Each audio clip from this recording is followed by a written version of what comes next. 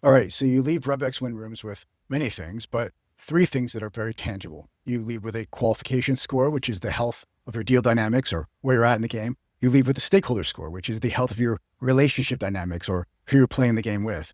And then recommended actions, which are the most important steps to take now, and a pragmatic path to helping you win the deal. Let's take a look at all three.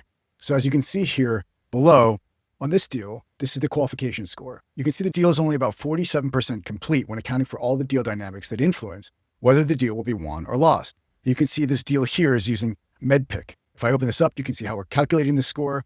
And we're using MEDDPICC because it's an enterprise sale, but we can easily qualify using BANT or even some of the elements around value selling, gap selling, or challenger, parts of the particular go-to-market that you want to ensure covered in everything you do. But here you can see how we came to that score. And if we go further below, you can see some additional notes on each aspect of that. We're in the red when it comes to the economic buyer. These are the notes on that and the recommended actions.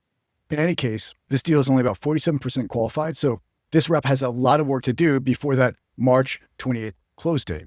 Let's look at who they need to do that work with. If we go to the stakeholder map, you also get a score here. Based upon the exploration of the deal, we identify different players and their roles, and we score them from antagonistic to passively supportive to actively supportive. Each player gets a score, and that includes those personas that we know, as well as maybe some that we don't know. Lastly, based on the deal dynamics and the relational dynamics, what should be done to increase the likelihood that this deal will be won?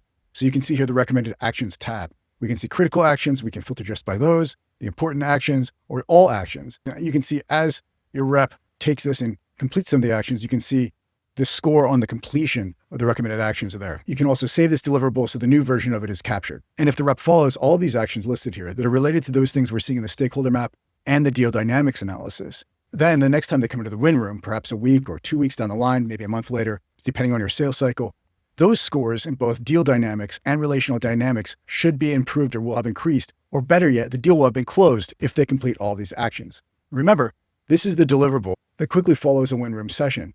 Within the session itself, we're not only exploring all of these dynamics, relationships, and actions, but we're also reinforcing concepts that you want your team to be embracing, and hopefully we've also trained them on. We're also introducing new concepts and approaches while modeling sales-related critical thinking and creative thinking.